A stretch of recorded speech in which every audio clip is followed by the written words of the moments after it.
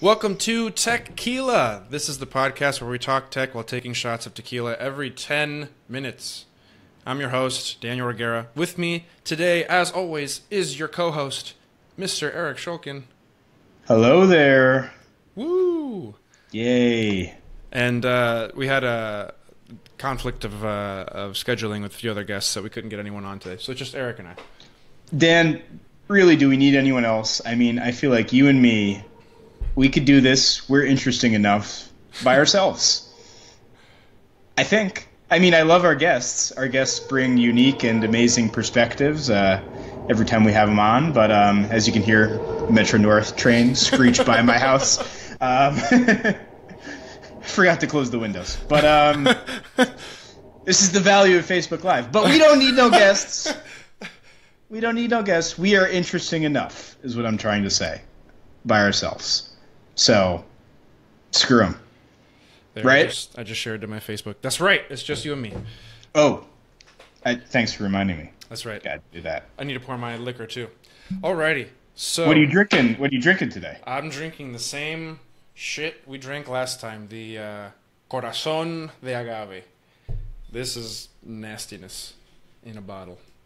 It is not a good tequila. Oh. Yeah, we talked about that.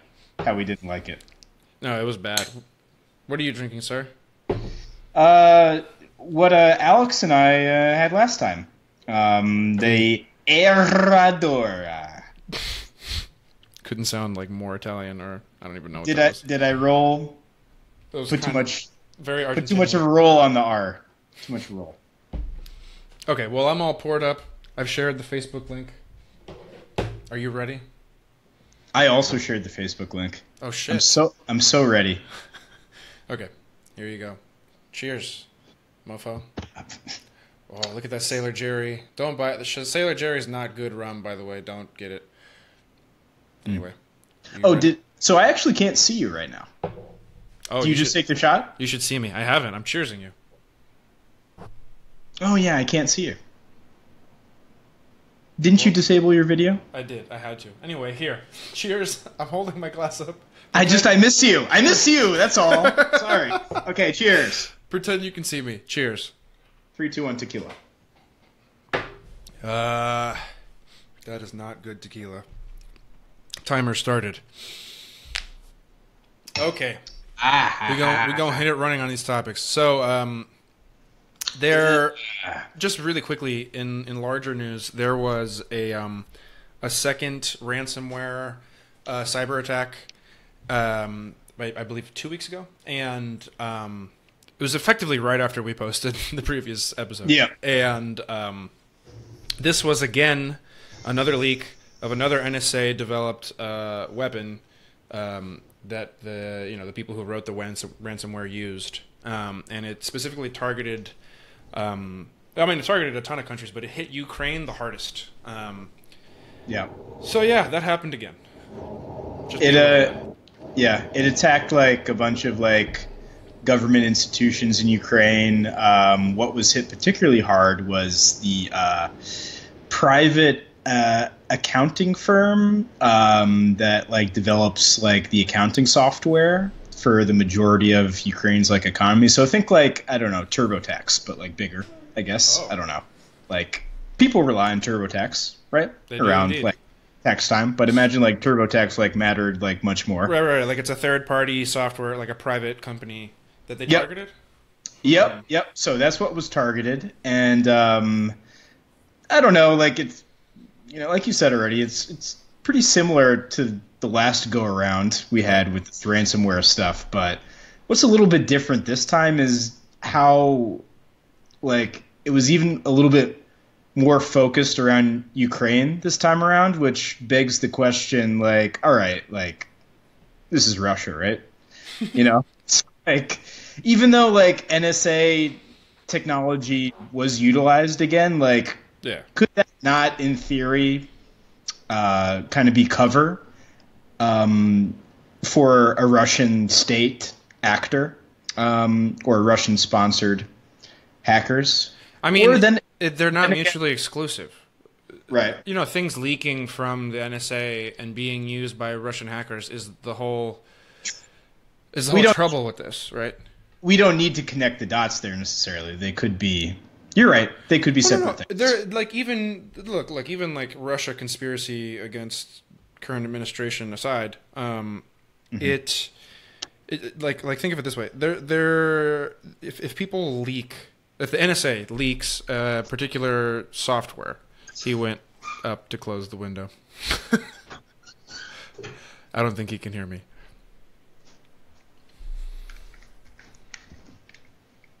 Okay. Did you stop talking? I did. Sorry. I walked away for a moment to close the windows because I knew there'd be so many more trains coming by. No, to your point, there have been plenty of organizations and companies in the United States that have petitioned the NSA to stop developing these kinds of exploits into Windows and any other forms of software, because when they inevitably leak, and everything always does, when they inevitably leak, they will be used, whether or not there's a connection between the administration and Russia or whoever. Bad actors will get their hands on those tools and use them for malicious intent, and this is inevitable if a large government body develops these things. So that's a big thing that I was reading about specifically, was that certain organizations were petitioning the NSA to stop developing these things for that reason. But don't they need to develop these technologies? Is there just a way, we're not cybersecurity experts. No. By a long shot. We're not many things, I would say, you and I. But isn't there a way to make this stuff be on tighter lock, why do we keep seeing these NSA tools leaking out and it was the same reason, the same relation that what's his face, Edward Snowden had to the NSA. He was a private contractor. I believe it was a woman that leaked. Oh no, sorry, I'm thinking of something else. But a private contractor did leak these particular malware or whatever weapons, we'll call them tools. And yeah, it's basically inevitable. Going off of that, I feel like we're having to be phrasing the story in a couple different ways in the months to come, years to come. This isn't going away, this problem. No, I mean, it's probably the case that the NSA is still developing technology like this to spy on the American people. I am very much not in favor of our government spying on us. I'm 100% against shit like this, which is why I'm kind of partial to these organizations and companies telling the NSA to stop doing this, because the NSA is doing it as a form of mass collection, their strategy to massively collect information on Americans. Yeah. All right. Well, keep an eye out for more cyber attacks. And the sad thing is, last time around when we were talking about Vizio, spying on us and stuff like that, we were like, hey, change your password, whatever, not as a joke, but it's almost like a useless thing to do. It feels like. I mean, we can't give you any advice in terms of ransomware. Change your passwords. I use LastPass, which even then isn't foolproof, but I use LastPass, and then LastPass allows me to set a different password for everything I use, which is really strong.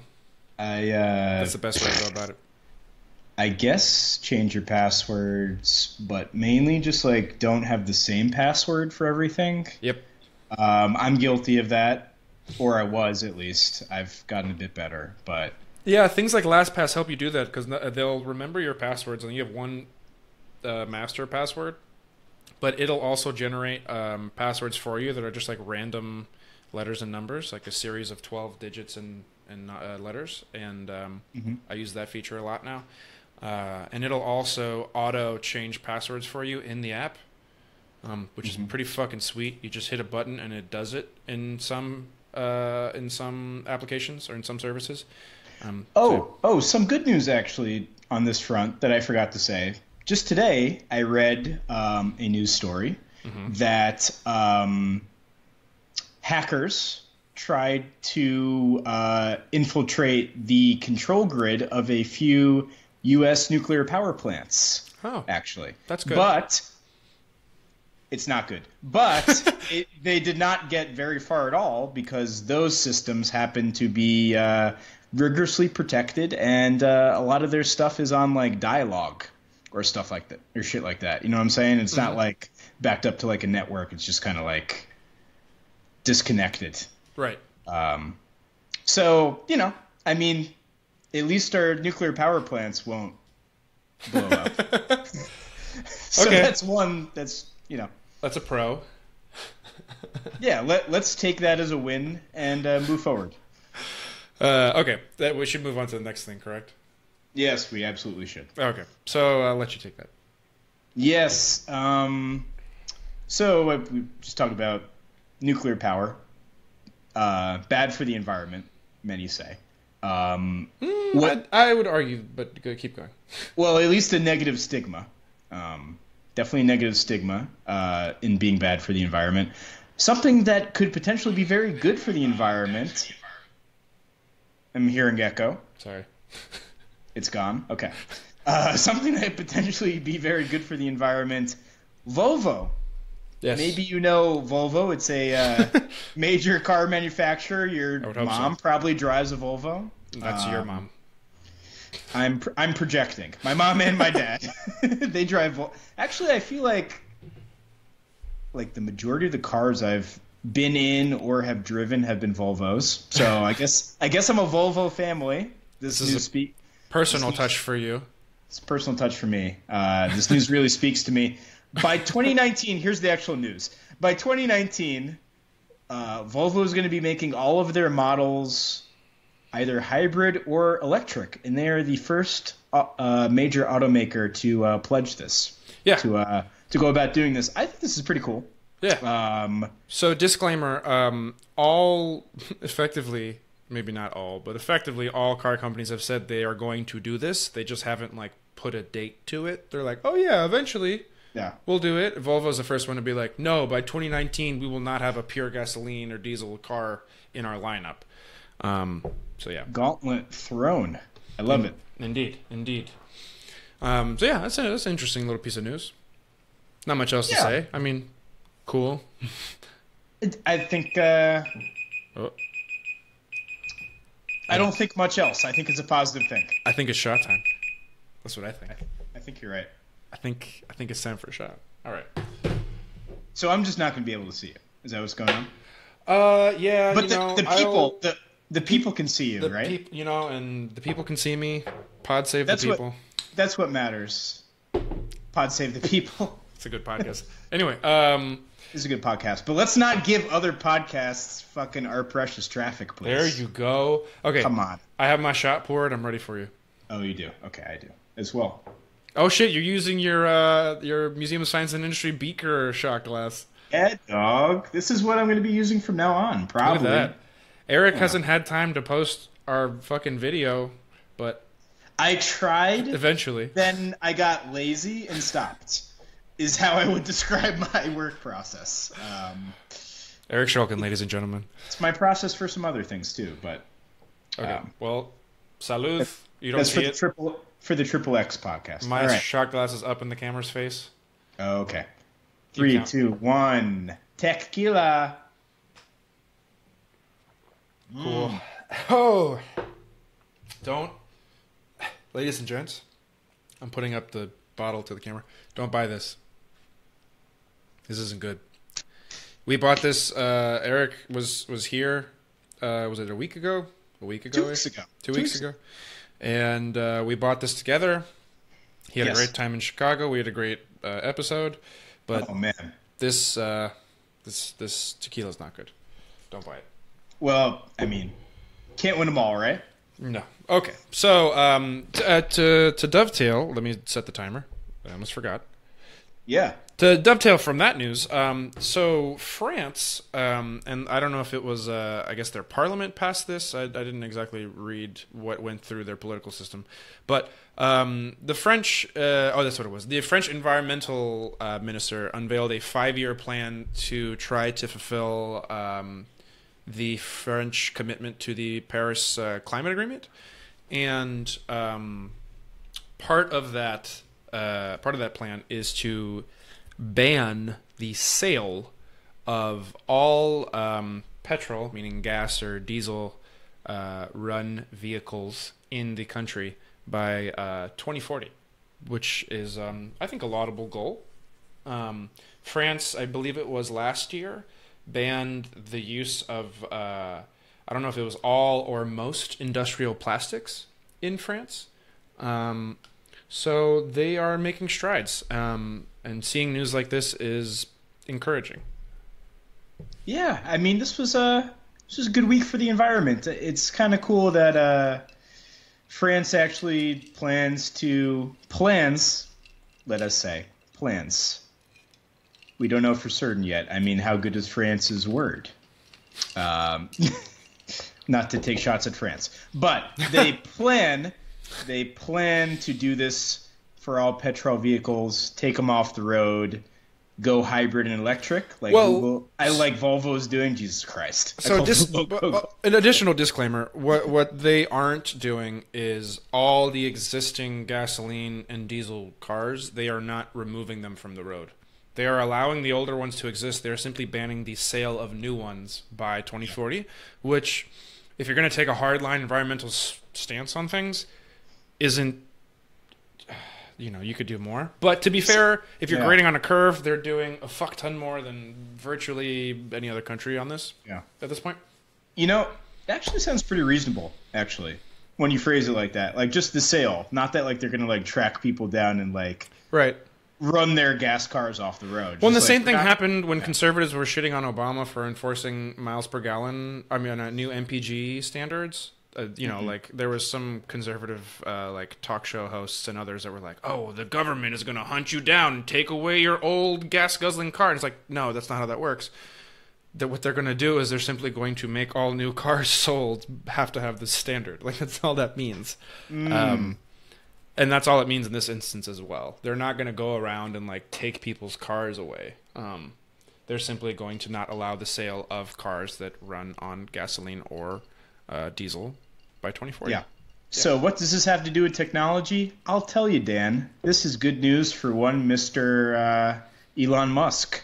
I feel like. Well, and also, I mean, like, technology is always within the realm of science and technological development, and I think the environment falls into that category, especially with how fast electric cars are developing, with how fast battery technology is starting finally to develop, how fast solar technology has started to develop. It definitely falls into that category. But yeah, I think that's cool. I think it's a great step forward. I wish we would see similar things in other countries and our own, but that is a tall order. We won't. Not anytime soon. I don't think so. Unfortunately. Oh, well. Anyway, I'm calling this little section Things No One Was Asking to Come Back. Okay, so I saw this in passing when you showed me. I didn't actually look at it. I'm going to look at it now. Yeah. So. Oh, good. Good. We're professionals. Apparently, Google is resurrecting Google Glass? I wouldn't go that far. Okay. Correct me, please. But they are strangely putting effort back into it when no one had given a shit about it for upwards of 2 years. Right. Now, Google Glass, everybody may remember as the terrible-looking shit you would staple to your face. And you would walk around and... That's a strong word. I guess, like, get text in real time. I forget what the killer app was for Google Glass. Like, what was the main selling point? But just, like... That's a good question. It was like... I guess that's why it didn't sell. It was like $1,500 to look like a jackass. Well, it was a developer thing. It never became... they did have a consumer product, but the consumer product was effectively for enthusiasts only... And maybe like enthusiast developers, but it was only really a developer product ever. I see. Well, they wanted to do something with it, and it failed. It failed at becoming a consumer product. Right. But what the news is that this week, Google Glass got a new firmware update. Oh. Which updated it to Android 5.1, where previously it had been languishing at 4.2. Oh. So what's the significance of something like this? I thought they were like re-releasing it or what. Okay. Oh God, no. Okay. But so they're simply just giving it a firmware update, and that's all. But why? Why even bother? Because it's still a product that they want to develop. They're just really bad at developing products. They are. So does this mean that they want to go back to like working on some stuff, going back to the workshop, so to speak, and that maybe we're going to see a consumer version of the Google Glass down the line, and that they kind of just gave up on it for 2 years? It could be anything from like the team that has Google Glass in their warehouse. It's one of their projects. They were like, "Oh, we've been accumulating all these little updates and notice a few bugs over the past 3 years," and they care so little that they took that long to release the firmware update, and they're just like, like this is a super casual product. There's that, and then there's also the 1% chance that Google might start taking this seriously out of nowhere, which 1% chance. So I don't know. I don't really think it. I don't think it's significant. I think it's just like, Google's top-down management of their products is almost non-existent. They're starting to develop that, thank God, but it's still a work in progress because the company is a very open, work on whatever you want, whenever you want kind of thing, at least in terms of like some of these projects that aren't necessarily making money now. And Google develops consumer products like I read Chrome tabs. I just like open them up because I have ADHD. Yes. I just like jump back and forth between them. High five, yes. I like read half of the article. I'm like, oh wait, what about this other article? And I go to that one and like, but wait, maybe I'll play a video game for 25 minutes. This is why. Maybe I'll watch maybe I'll watch 3 YouTube videos. That's how Google develops their consumer products. Yep. They jump all over the place. Everything is half finished, half baked, and everything gets jumbled up in their brains. I'm talking about me now, actually.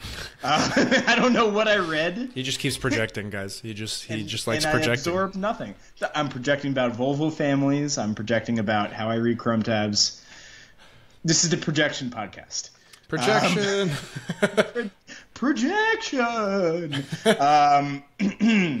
So yeah, Google. Maybe someday they'll figure out how to release a comprehensive consumer product that has like a sustained push behind it. Google Pixel came the closest so far, maybe. Yeah, like the Pixel, the Home, Chromecast are all pretty successful products. Oh, you're right. Chromecast is the best they've ever done. Right. I would say. Yeah. Right. That was a big success. It continues to be a big success. Yeah. Right. So this is weird, but let's continue on with this segment. It's a weird thing, and I'm sorry my clickbaity typed headline there on our outline misled you, but no, Google Glass is not coming. No, the way you said it in our Slack channel, I was like, huh? I thought it was like making a comeback.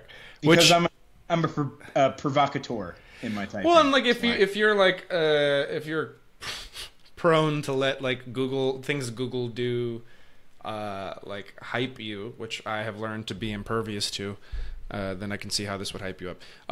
But I disagree. You're not impervious. Oh, when it's called for, I'm hyped. Okay. Anyway, so yeah, Google Glass. So on the topic of things no one necessarily asked to come back.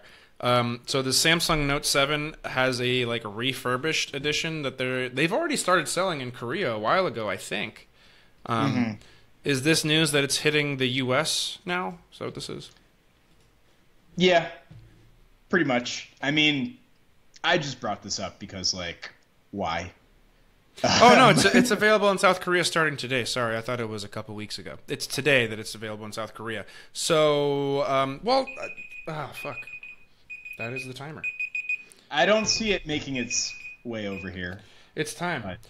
In a mass market sense, no. Let's pour and take the shot.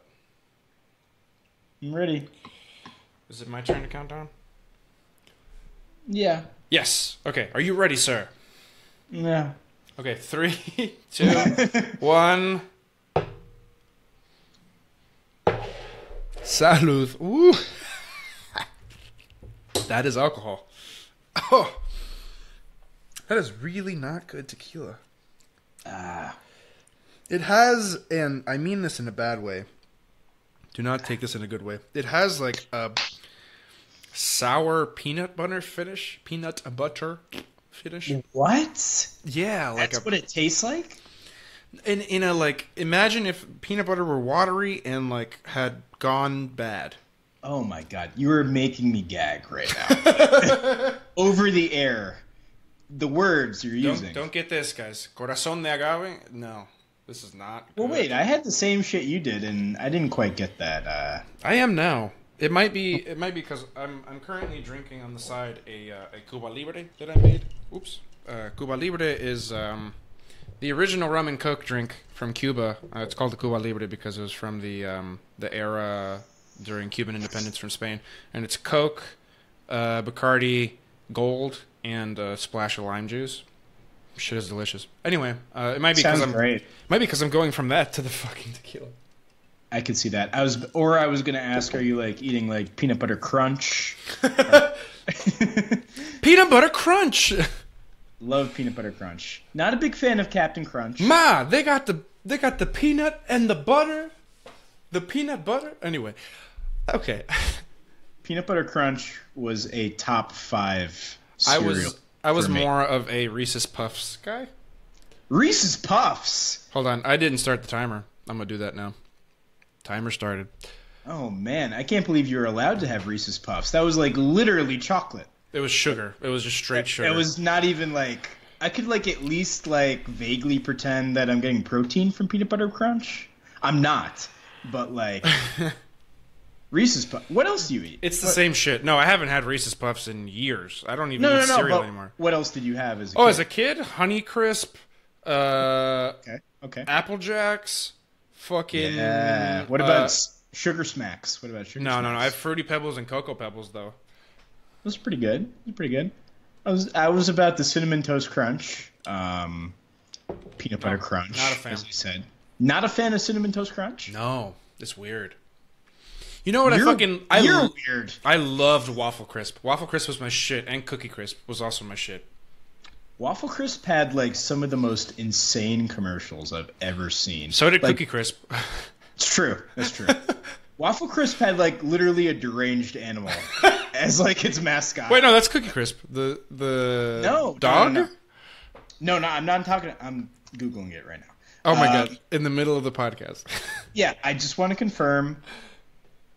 Waffle Crisp commercial 1996. All right. Yeah.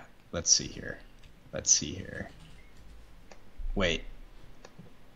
You know what? It's not the one I was thinking of. That's right. I told you, bitch. It's not the one I was thinking of. All right. We'll get back to this later. Okay. Anyway, so the Galaxy Note 7, for those of you that don't remember, is the phone that that Samsung made last year. That exploded is a strong word. It caught fire, which is close enough, I guess. I guess it's parsing hairs or splitting hairs. Yeah, it went snap crackle pop. It was not safe because of 2 different design flaws, according to Samsung. And so they have this refurbished version that does not have the design flaws in the battery. And okay, so to be completely honest, the Galaxy Note 7, had it not had that issue, probably would have gone head to head against the iPhone 7. But I, in my personal opinion, because the Galaxy Note 7 tarnished the reputation of Samsung and also wasn't on the market to compete with the iPhone 7, the iPhone 7 fucking dominated at the end of 2016, early 2017, even though it doesn't have a fucking headphone jack. Right. We had covered this before, but we talked about how the Note 7, it seems like it was kind of like rushed out there to beat the iPhone to market. Yep.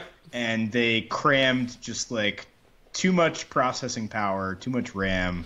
It has nothing to do with that. It has to do with the fact that the batteries were rushed out such that enough of them had a design flaw, and it was one of two design flaws. The rest of the phone was fine. A lot of people attribute it to the fact that the phone was really thin and the battery was really thin because of that. And I don't know if these refurbished models reflect the same thinness of the battery that the original flawed designs had, but I don't think so. I think it was just because those batteries were rushed that they were fucked up. A decent number of them. Yeah. Okay. See, my understanding. All right. I had thought it was different. So let's just say now, like, we should consider these phones to be safe. Like, you shouldn't worry about these current phones. Probably the safest phone you can get.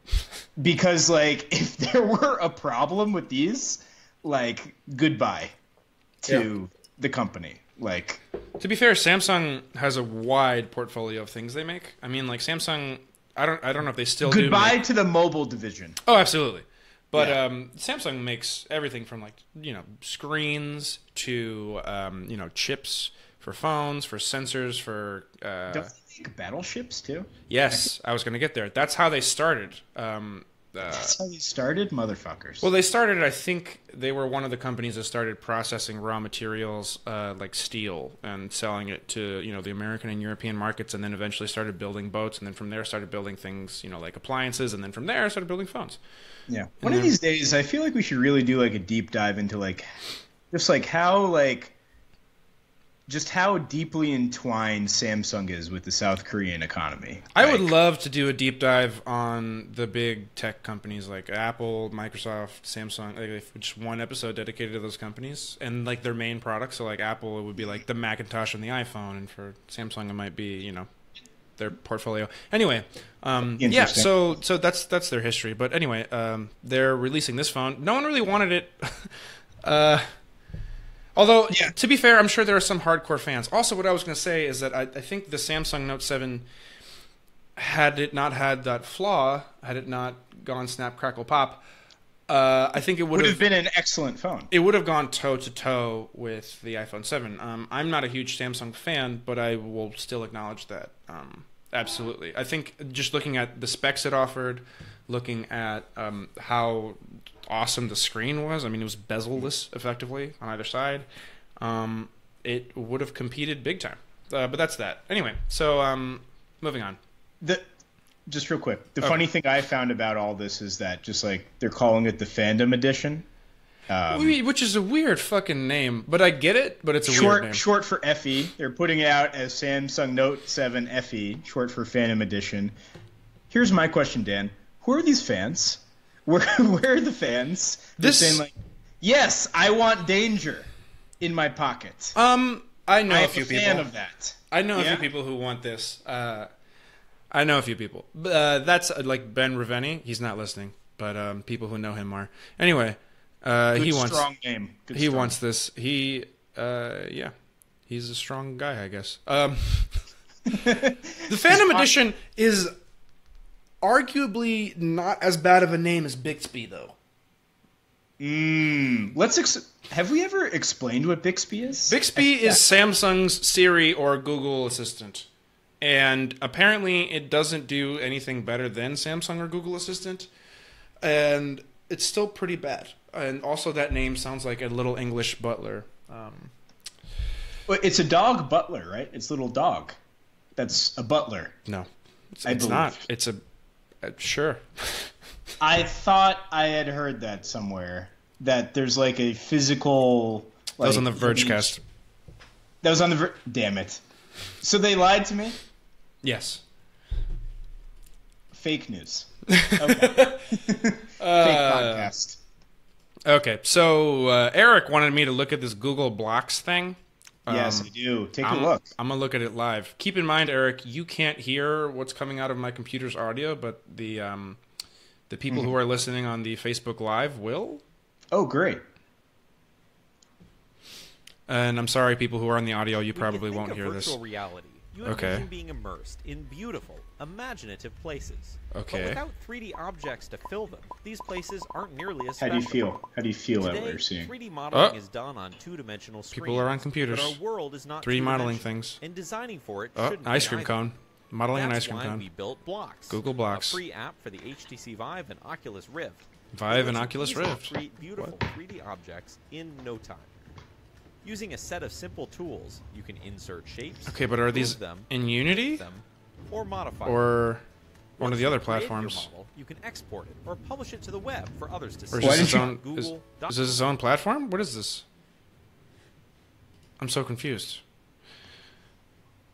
I think Blocks that's with- what they're going for. I think. So it's like graphical. What's the word I'm looking for? Graphical, like a graphical library that people can like peruse and pull for their virtual reality stuff.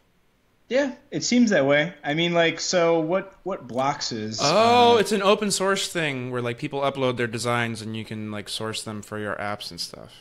Yeah, and you can like make this in VR. That's pretty dope. I wanted. Oh man, this is so quintessentially It's got Google, like though. it's got like a cool, like we can only describe it so well. People should like go and check out like Google Blocks. But Google VR Blocks in your search if you want to see. But yep. It's like a charming like pixel art blockiness. It reminds me of at work. My boss has just a fucking Oculus Rift sitting in the same room that I work in, and so I get to play with it sometimes. And I was playing with an Oculus app called Medium, I believe it's called, that allows you to sculpt in 3D using the hand controllers that the Oculus has. And it reminds me of that to a certain degree because it looked similar the way they were sculpting things. I do want, so like looking at this, I wanted to bring up Apple's AR kit in comparison to this, and it's just like quintessentially Google and Apple. We're in a place. Apple nerds will get this analogy. Eric will not. It is shot time. That's the analogy. It's a good one. Anyway, I'll pour the shot and then I'll talk. Oh, I'm not looking forward to this tequila. I'm gonna go back to like Espolón or that 1800. 1800 is like the golden standard, y'all.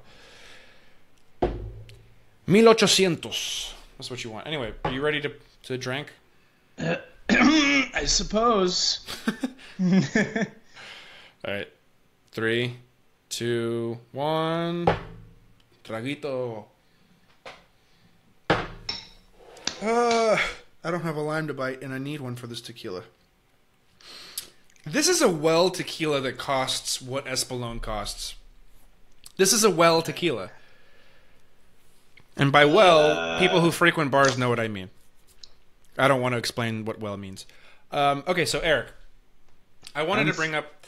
Have you seen? I'm fighting for life right now, man. Fighting for life. Oh, have you man. seen? Oh, I need to start the timer. I keep forgetting. It's like I'm drunk or something. Something like that. Have you seen Apple's AR kit? It was we talked about it in passing. I think I literally mentioned it in a sentence when we talked about with Alex Cohen the Apple announcement a month ago. Have you seen any of it? No. So it's pretty rudimentary in its application, but it's pretty fun to play with. What it is it's like a series of assets that one can play with, which is kind of what this is. This feels like a competitor to that. This being the Google Blocks. I'm looking at it now, and there's like a dog with a teacup on its head. Yeah. So it's really rudimentary, technologically speaking, VR stuff where like it'll place it on top of a tabletop, like things my 3DS did in 2009. But they applied some really cool graphics and some really fun stuff to play with as a consumer. And when I look at Google Blocks versus ARKit, for some reason when I said Google Blocks, it triggered my OK Google.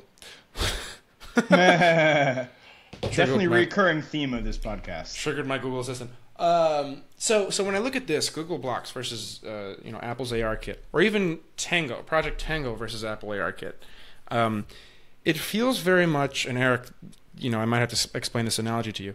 It feels very much like Google is Wozniak, and Apple is Jobs. I understand that.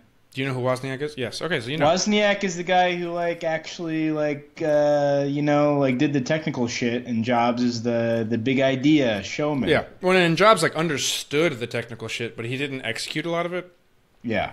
And he was more the kind of like the visionary.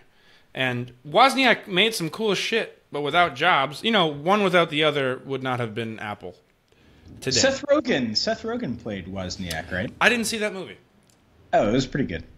I heard it was bad, but maybe I'll see it. Anyway, so that, I don't know, that's how I feel. It feels as though, Apple today wouldn't be what it is without both Steve Jobs and Wozniak working together.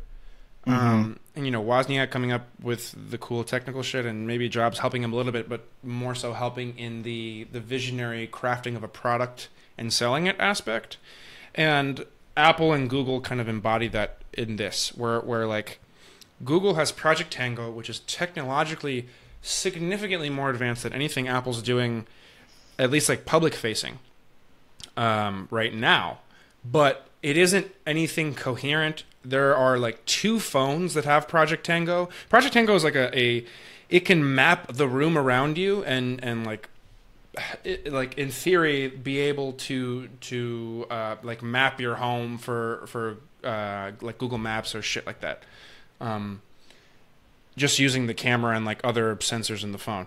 And Apple, from what I understand or from what I know, doesn't have anything close technologically speaking, but like no one has Project Tango on their phone, and no consumers give a shit because Google hasn't packaged it to pander to consumers, whereas Apple's AR kit is like rudimentary in its technology, right? But it's packaged such that computer or consumers and like developers, like enthusiast developers or even professional developers can play with it and put those assets in their apps, and that's a bigger deal just because of the accessibility.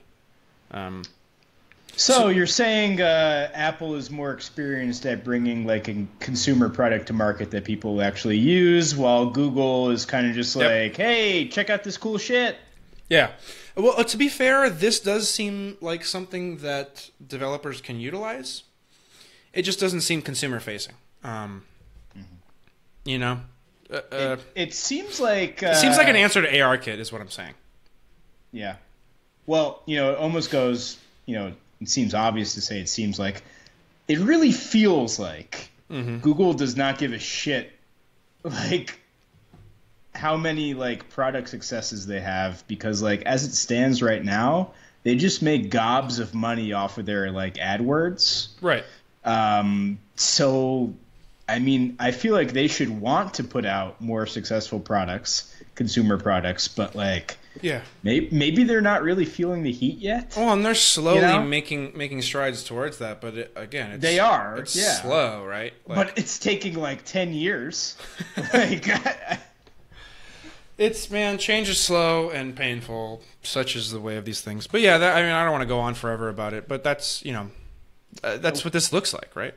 So we've got like the microcosm, talking about Google Blocks VR and Apple AR Kit. We got like the microcosm of like the narratives of Google and Apple as companies at the moment. That's very, very, very neat. Very neat. Yeah. So so something else that we wanted to talk about. So SoundCloud apparently. Oh no. And this kind of hits home for us. Apparently, SoundCloud has cut 40% of their staff. SoundCloud is... It's a lot. That's a fuck ton. That's almost half. More than a third, almost half. Oh, math. So SoundCloud, for those of you that aren't familiar, SoundCloud is actually a really fun place where a lot of, I don't want to say underground, for lack of a better word, underground music is listened to. Things that aren't necessarily available on like Spotify or Gplay, Apple Music, etc. Dan, if I were to put out a mixtape, it wouldn't be good, but I would put it on SoundCloud. And if I were to find someone it would be you scatting, right? Scatted at Shulkin? Do not reveal my rap name, please. But like if someone were to tell me, about their mixtape is the point I'm trying to make. It would be hosted on SoundCloud. Yeah. More often than not. It's like the most accessible audio storage platform. So our theme song, Right Out, by Yeshua, is on SoundCloud. It's not anywhere else. There's a lot of music there that isn't elsewhere. It's more like underground music, but there's still a decent amount that people like to listen to. So, I mean, that's the scene, right? Also, just because it was difficult on the spot to find elsewhere to host when I wanted to start this podcast with Burke, we're hosting our podcast on SoundCloud, as is Sadie, my girlfriend, for her PH Drinking podcast. So, this kind of hits home for us. And so, yeah, they're cutting 40% of their staff. I don't know if this means, if this is like a death knell or what it is exactly.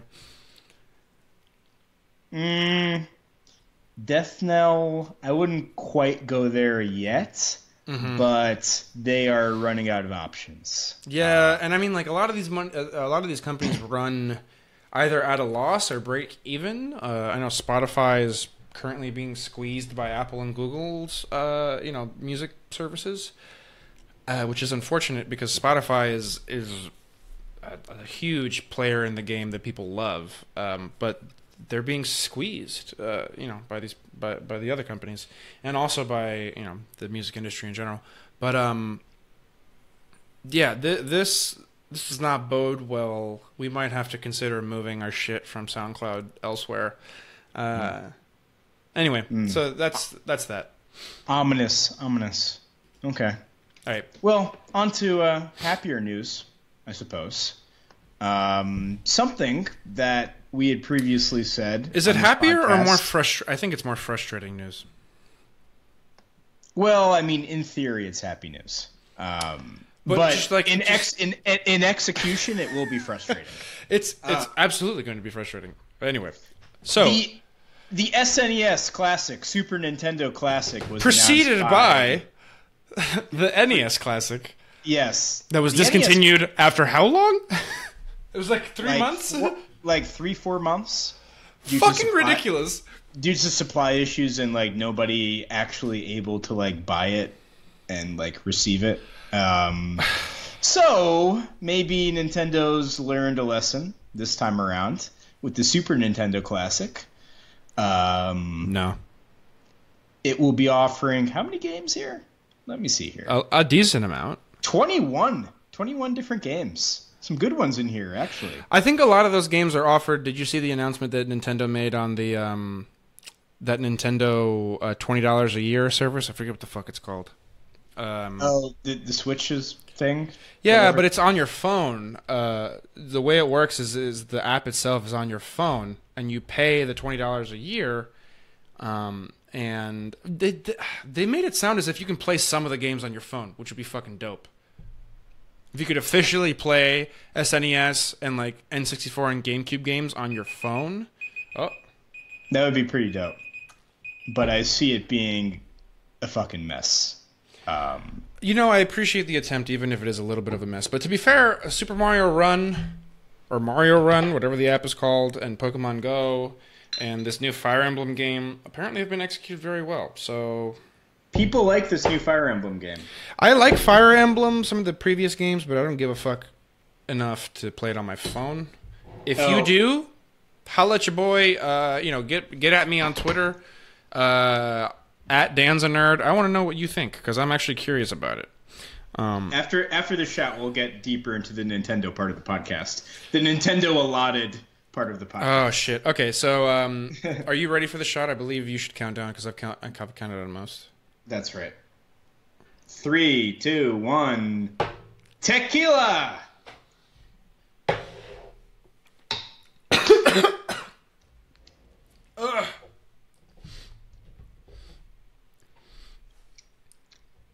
I might die.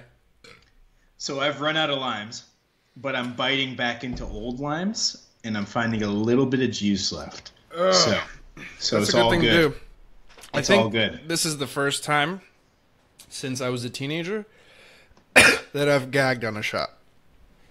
Oh, I was probably in the room with you. when it happened. Maybe. That was bad. Ugh. This is bad tonight. We got a really late start too. No, that's my fault. My fault. I don't mind that. It's this tequila. It's not the late start that's making me. Woo. I came from somewhere else where I was drinking sangria. I was drinking beer. For some reason, I feel the need to pregame this podcast, which never needs to be pregamed. So I don't know what the fuck I'm doing, honestly. Guess I'm just inherently a self-destructive person. But I think this was legit the first time I've gagged on tequila. No. This is like worse than salsa. Really? Oh my god. Don't say that lightly. Hashtag salsa sweats. Salsa sweats. Okay, anyway, so the SNES Classic, when is it being released, Eric? I don't think they've released it yet. What? Yeah. No fucking way. Oh, wait, they do. I'm sorry. Okay, I was going to say. Wait, I'm drunk. September 29th. Okay, that's fairly soon. So, it's SNES Classic... For $80. Same. The NES Classic was $60, I believe. So, the SNES Classic, you know, after 3 or 4 months of artificial scarcity and Nintendo just being fucking weird and not following through on the product, how do we feel about this? Like, are they going to follow through on this product? Are they going to sell it for more than 3 months? Like, what the fuck? That sigh tells us everything we need to know. I would like to believe that this is what I would like to believe, that they worked out the kinks in terms of their supply chain, and that they'll have more on hand ready now to better meet demand. But here's the problem. They will never be able to meet the demand that this will, command. Command. Wait. So I was always under the impression that the NES was artificial scarcity a la iPhone, meaning that they purposely manufactured a small amount. Yes. Compared to demand. You're right. And I think this time around they're not going to do that, and it's still not going to be enough. So you think the demand is going to outseed? Is that a word? Is going to perform? The demand is going to be higher. Outpace. There we go. Thank you. I am bilingual. It's hard sometimes. Yeah. So you think the demand is going to outpace the supply, even them not trying to do artificial scarcity? Yeah, this is what I think, because even if Nintendo, old habits die hard, right? So they're used to doing artificial scarcity. I think even if they try to go all out and making enough of these, they're still not going to be able to do enough. Oh, and to be fair, when I remember you and a shit ton of people saying that when the NES Classic came out, that they were going to wait until the SNES Classic came out because it was obviously going to happen at some point in the near future. And, people held out. And so maybe that affected, from what I understood, the NES Classic demand was pretty high, but maybe that negatively affected the NES Classic demand because people were waiting it out for this product? I don't know. I suppose. I don't really get the logic behind that, though, because, because it's cheap as fuck. Yeah, I mean, let me just say I'm a huge fan of waiting things out in terms of gaming deals. Sure, or tech or whatever. Yeah, I'm the king of the Steam gaming deal. The Steam sale. Right. I love buying games a year and a half after they come out and playing them. I'm always a year and a half behind. I don't think that logic as much rings true here. In this case, because the NES and the SNES. You're getting fundamentally different games. Yeah, okay. Right. They'll both have Mario, or they'll both have Mega Man. No. But the SNES obviously has the the newer games. It's like the difference between GameCube games and N64 games, right? It's a generation. It's one generation up, but you can still play the older generation, unlike the GameCube. Yeah. No, I feel you on that. And that, but okay, so you think that will the demand of this thing outstrip the demand of the NES Classic? I think so. By a long shot. Oh yeah. Oh yes, absolutely. Well, just by being the device that can play both the NES games and the SNES games, right? Like, this can play NES games too. I thought so. Where are you getting that from? From my knowledge. No, correct me if I'm wrong. You're wrong. This I mean, like, if it could do that, that'd be wild. That's what I assumed, knowing Nintendo, but I guess they won't enable this fucking thing to play NES games. No. Knowing Nintendo, they slice up the market as much as possible to get you to buy as many products as possible. Sure. That's knowing Nintendo. So no, you're right. Unfortunately, no, it can't. This cannot do the NES Classic games. But so I was under the impression that it could. Then why wait for the SNES if you? That's why I said there's no reason to wait. But I still agree with you that I think the demand for this will be higher than the NES Classic, if only because the SNES kind of like came out in like a consumer. We've said the word consumer like maybe 15 times this podcast. I feel like there's nothing wrong with that. Nothing wrong. It's true. We're here for the consumers. 16 times. The SNES is like in a real sweet spot in terms of like when it came out, like the generations of right and then like people it affected. The fact that the games are classics.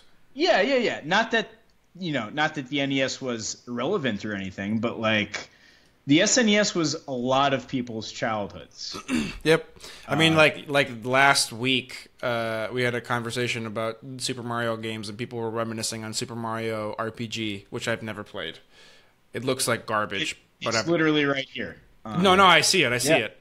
And I've literally never played it. Donkey Kong Country, yes, I have.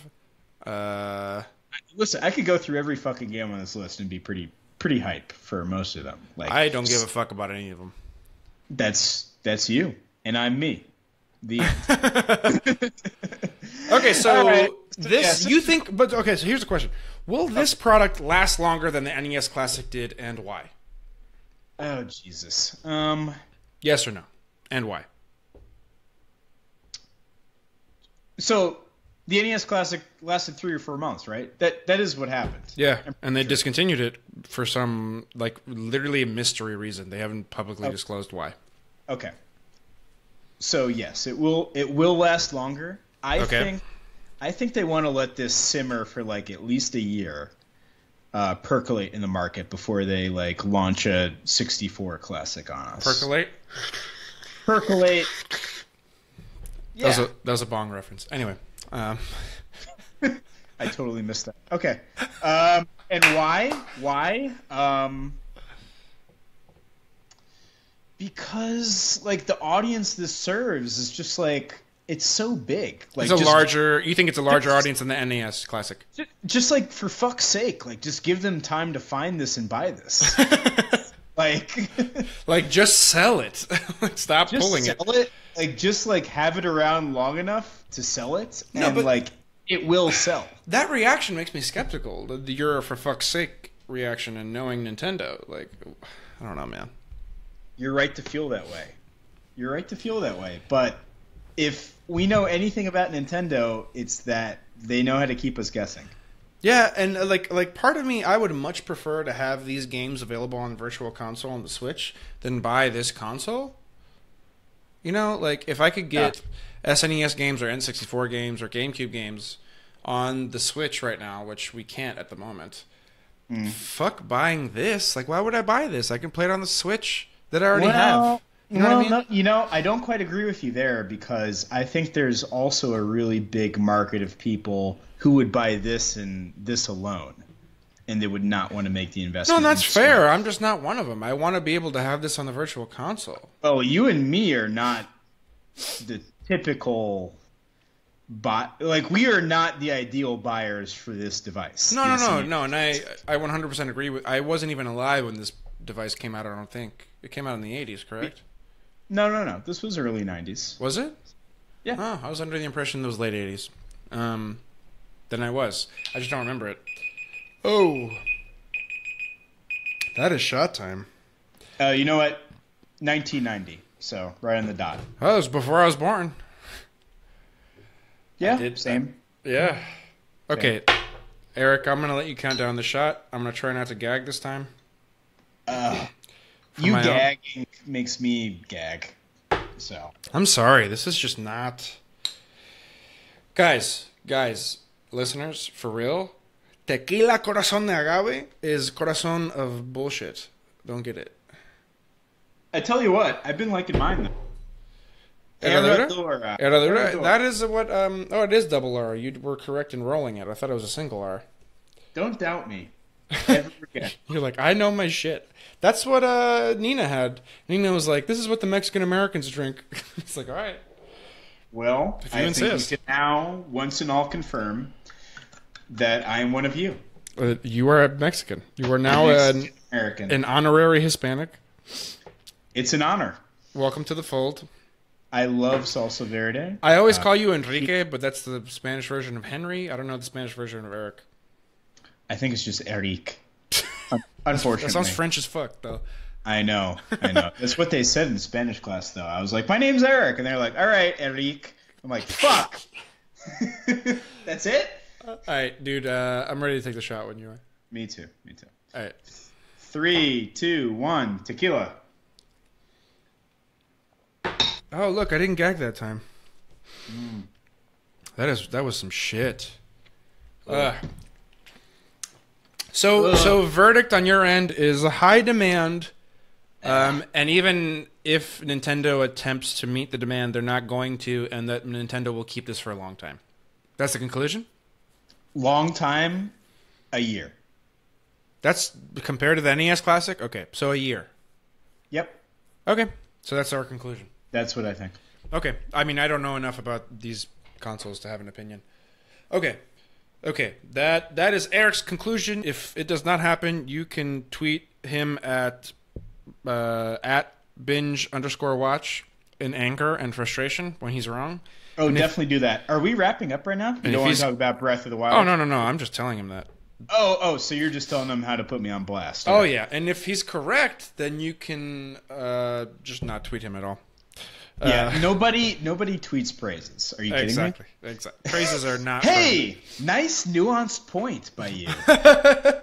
Literally has never happened. Okay. So what I've been playing for the past week. So there was a Breath of the Wild DLC that dropped. I don't know if it was a week or two ago. I forget the Zelda date. Breath of the Wild for the Nintendo. The Legend of Zelda Breath of the Wild is a dope ass game. If you haven't played it. And this is only the 10th time we've brought it up. Yeah, we've talked about it on the podcast a lot, but we've been having. It's a big cultural artifact. It's literally one of like the podcast titles is Breath of the Wild.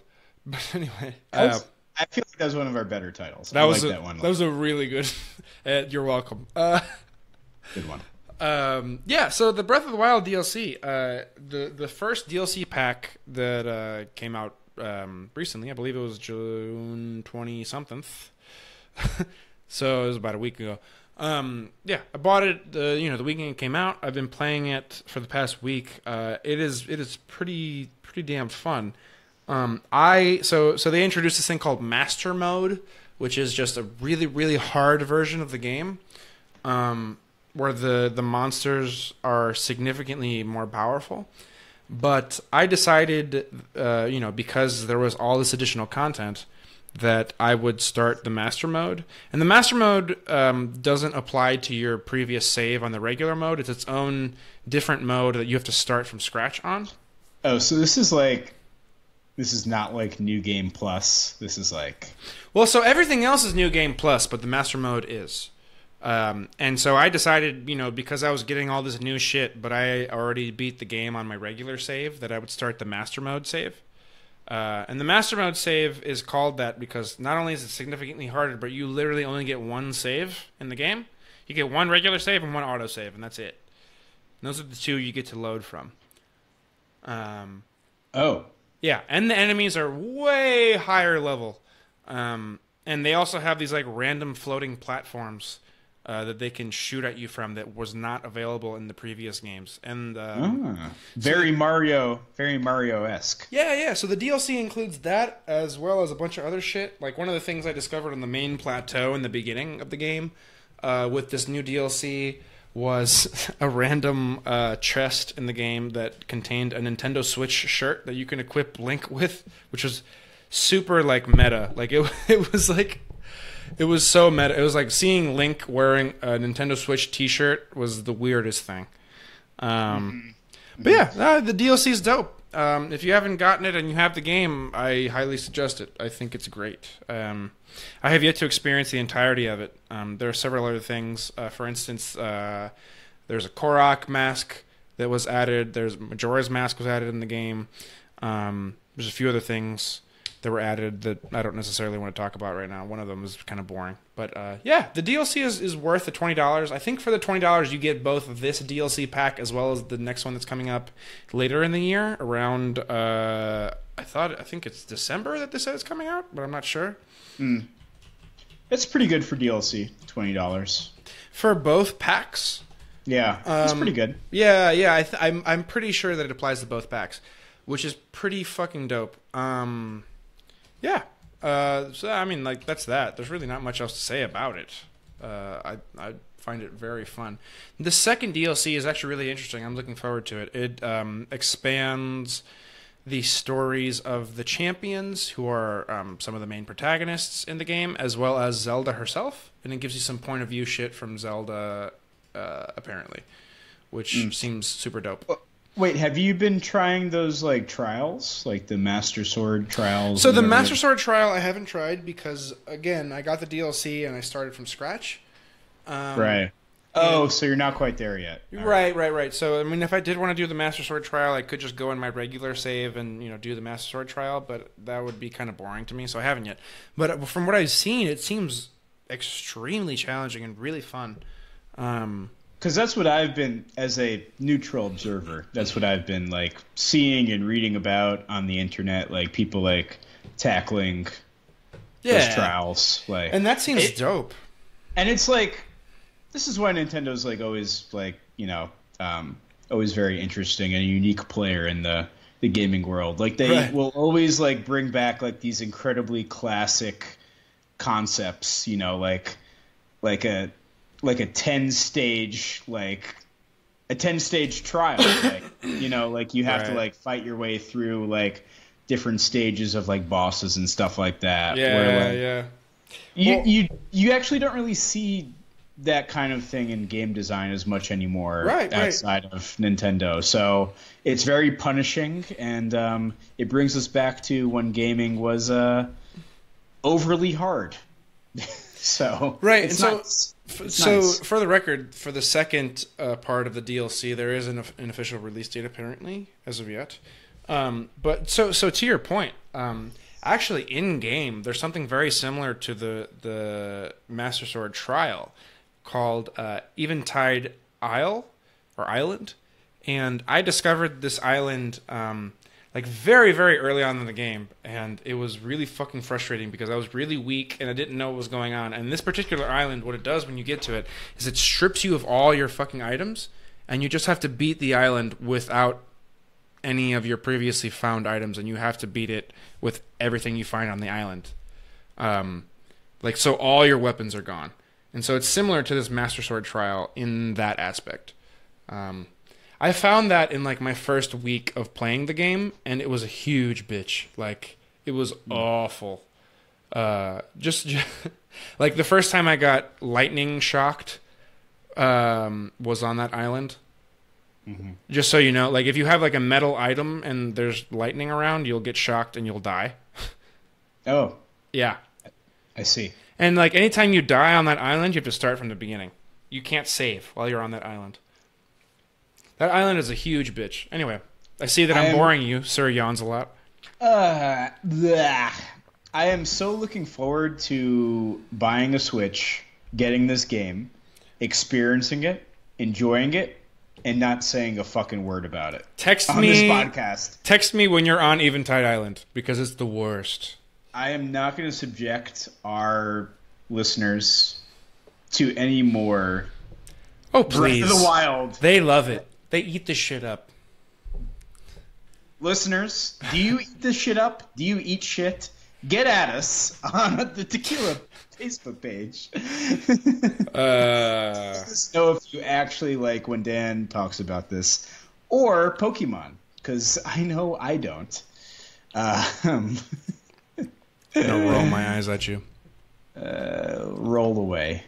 All right, Dan. Yeah. I think we're approaching a conclusion to tonight. Oh, that's the conclusion. I see.